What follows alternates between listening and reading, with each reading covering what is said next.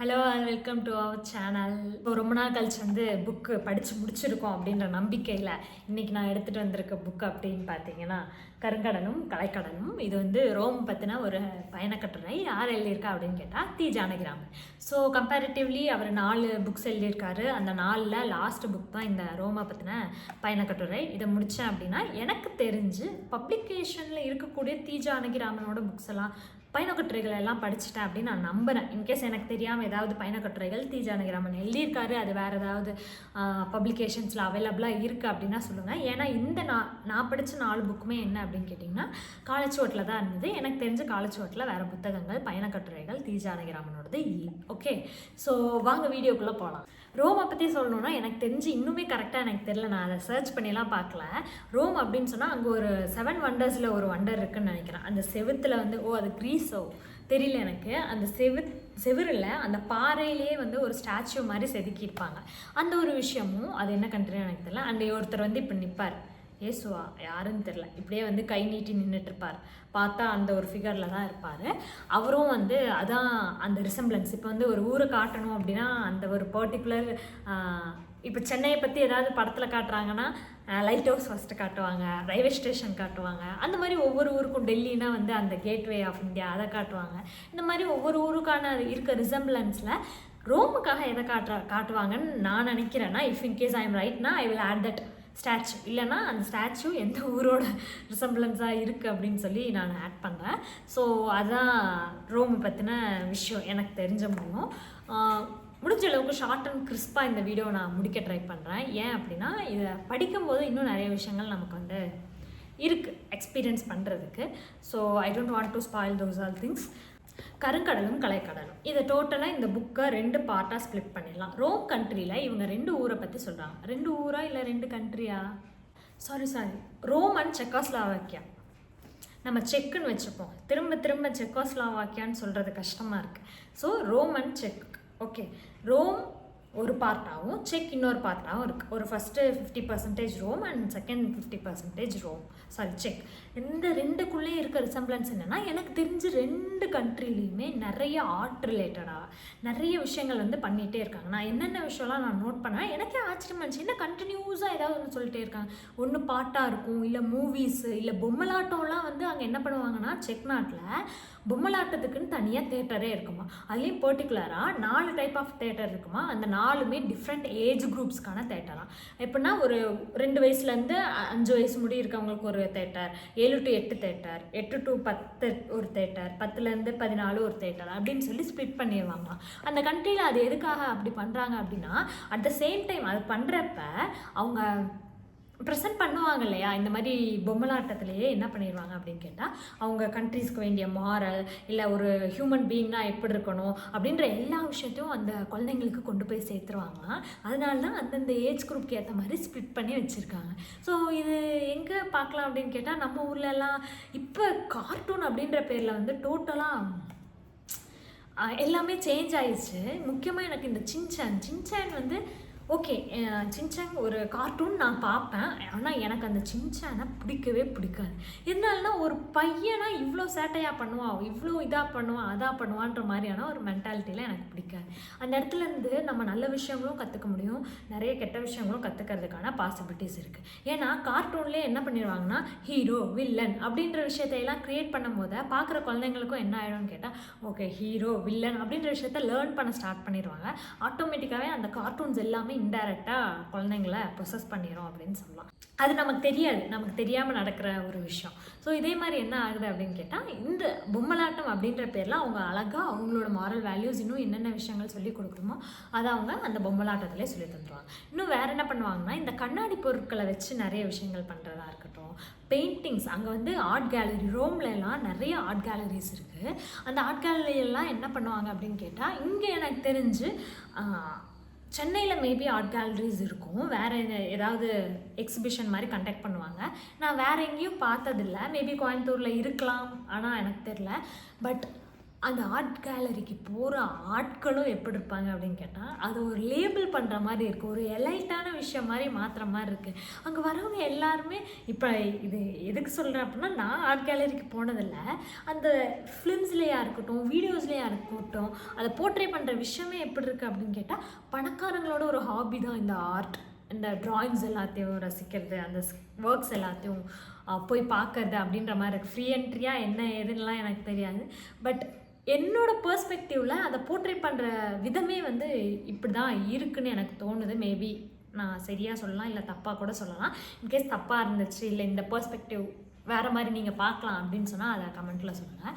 So art gallery பற்றி நிறைய சொல்லியிருப்பாங்க. வேறு என்ன, இன்னும் எக்கச்சக்கமாக நிறைய விஷயங்கள் அந்த ஆர்ட் ரிலேட்டடாக அவங்க வந்து டிஃப்ரெண்ட்டாக என்னென்னமோ பண்ணிகிட்டு இருக்காங்க. அதெல்லாம் பார்க்கும்போது எப்படி இருக்குன்னா, ஒரு ஓ மை காட், என்னென்னா ரோமில் ஒரு வில்லேஜ் இருக்குது. வில்லேஜில் ஒரு ஊர் இருக்குது. அந்த ஊர் பேர் வந்து பிராகான்னு நினைக்கிறேன். அந்த ஊரில் என்ன பண்ணுவாங்க, ஆமாம் பிராகா தான். அந்த ஊரில் என்ன பண்ணியிருக்காங்க அப்படின்னு கேட்டால், ஒரு வில்லேஜ் மியூசியம் க்ரியேட் பண்ணியிருக்காங்க. வில்லேஜ் மியூசியம்னா எப்படி தெரியுமா, அந்த ஊரில் ரோமில் இருக்கக்கூடிய எல்லா ஊர்லேயும் இருக்கக்கூடிய ஒரு ரிசம்பிளன்ஸ், அந்த கல்ச்சர், அந்த டிஃப்ரெண்ட் ஆர்கிடெக்சர், அந்த ஒரு சாம்பிளை கொண்டு வந்து இங்கே வச்சுருவாங்க. அதாவது அந்த சாம்பிள் மாதிரி இங்கே வீடு கட்ட மாட்டாங்க, அங்கே இருக்கிறத அப்படியே எடுத்துகிட்டு வந்து இங்கே வச்சுருவாங்களாம். அந்த மாதிரி ரொம்ப வருஷம் பழமையான ஒரு சர்ச்சை கூட கொண்டு வந்து அந்த இடத்துல வச்சுருந்துருக்காங்க, பிராகா அப்படின்றது. ஸோ அந்த ஊருக்கு போனோம் அப்படின்னா நம்மளால் அங்கே ரோம்குள்ளே இருக்க எல்லா கல்ச்சரோட லேண்ட்ஸ்கேப்போட வீடையும் நம்மளால் ஒரே இடத்துல பார்க்க முடியும் அப்படின்னு சொல்கிறாங்க. அதை விட ரொம்ப இம்பார்ட்டண்ட்டான விஷயம் என்னென்னா, அந்த வீட்டுக்குள்ளே பொருள் இருக்கும்ல, அந்த பொருள் எல்லாமே அங்கேருந்து எடுத்துகிட்டு வந்தது தான்.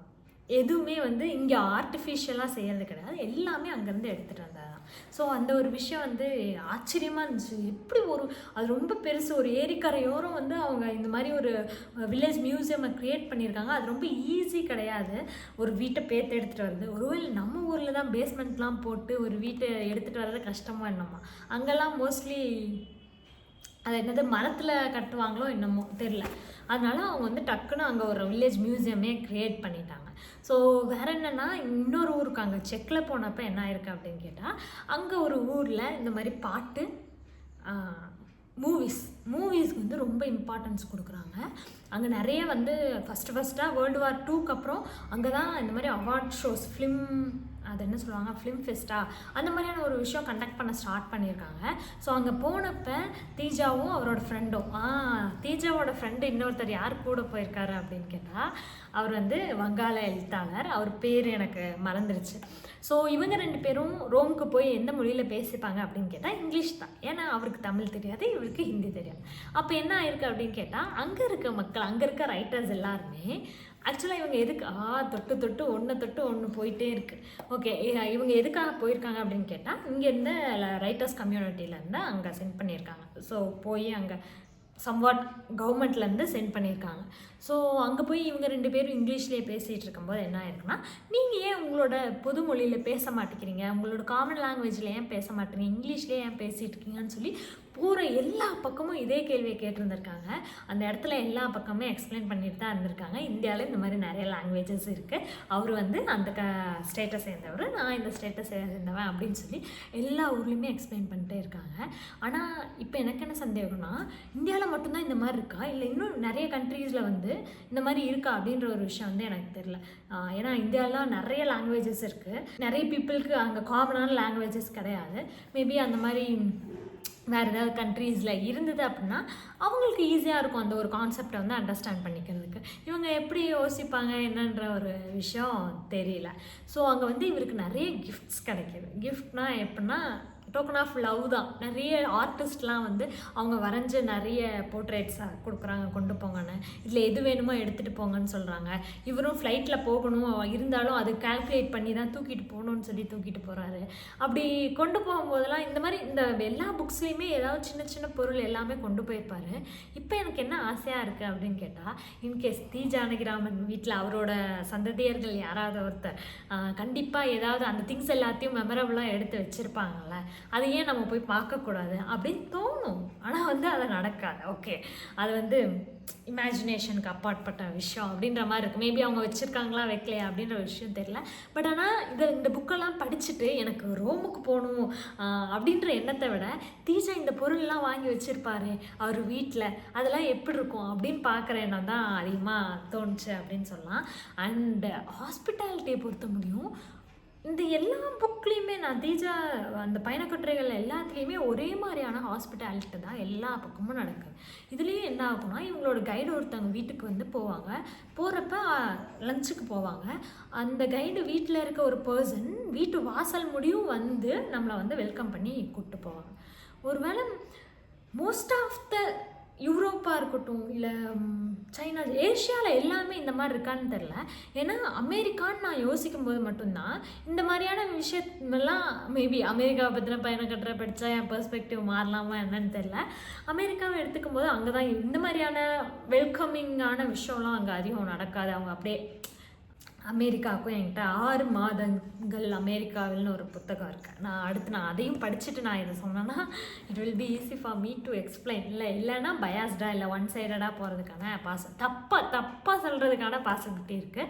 ஸோ கல்ச்சர் வைஸ் பார்க்கும்போது நான் இது முடியும் ஜப்பானாக இருக்கட்டும், ஆஸ்திரேலியாவாக இருக்கட்டும், எல்லா பக்கமே கல்ச்சர் வைஸ் ரொம்ப வார்ம் அண்ட் வெல்கமிங்காக தான் இருக்காங்க. இது என்னடா நியாயம் அப்படின்னு கேட்கலாம். ஏன் வார்ம் அண்ட் வெல்கமிங்காக இருக்கிறதுல என்ன பிரச்சனை அப்படின்னு சொல்லி கேட்கலாம். நம்ம இமேஜின் பண்ணி வச்சுருக்க கண்ட்ரிஸ் அப்படின்றது கொஞ்சம் வேறு மாதிரி தான் இருக்குது அப்படின்றது இந்த புக்ஸ் எல்லாம் திரும்ப திரும்ப என்கிட்ட இந்த சொல்கிறத கேளு, அப்படி கிடையாது அப்படின்ற மாதிரி தான் சொல்லிகிட்ருக்கு. எனிவே இந்த புக்கில் இன்னும் எக்கச்சக்கமான விஷயங்கள் இருக்குது. நான் அண்டர்லைன் பண்ணி வச்சு எழுதி வச்சதெல்லாம் நிறைய இருக்குது, இன்ட்ரெஸ்டிங்கான விஷயங்கள். இதில் எப்பயுமே தீஜா என்ன பண்ணுறாரு அப்படின்னு கேட்டால், நம்ம கண்ட்ரியும் அந்த கண்ட்ரியும் கம்பேர் பண்ணுறாரு. என்னென்ன விஷயங்கள்லாம் ஈஸியாக இங்கேயும் இம்ப்ளிமெண்ட் பண்ண முடியும், எந்தெந்த சேஞ்சஸ் நடக்குது, எதெல்லாம் வந்து ட்ராபேக்காக இருக்குது அப்படின்றத பற்றியும், அந்த பாலிடிக்ஸ் எப்படி இருக்குது அப்படின்றத பற்றியும் நிறைய இடத்துல சொல்லிக்கிட்டே இருக்காரு. எனிவே கண்டிப்பாக இது வந்து ஒரு ஸ்லோவாக டக்குன்னெலாம் நம்மளால் படிச்சிட முடியாது. கொஞ்சம் கொஞ்சமாக ஒவ்வொரு சாப்டராக படித்தோம் அப்படின்னா இதை நம்ம ஈஸியாக முடிச்சிடலாம். அந்த ஒரு நிறைய புக் படிச்சுட்ருக்கீங்கன்னா சைடில் வச்சுக்கோங்க, அப்போ கொஞ்சம் கொஞ்சமாக படித்து முடிச்சிடலாம். தென் கருங்கடலும் கலைக்கடலும் பை தி ஜானகிராமன். இது வந்து இவரோட பயணக்கட்டுரைகளில் நான் படிக்கிற லாஸ்ட் பயணக்கட்டுரை. இன்கேஸ் இன்னும் இவர் வேறு ஏதாவது பயணக்கட்டுரைகள் எழுதியிருக்காரு அப்படின்னு உங்களுக்கு தெரிஞ்சுது அப்படின்னா கமெண்ட்டில் சொல்லுங்கள். தேங்க்ஸ் ஃபார் வாட்சிங். Don't forget to subscribe. Bye bye.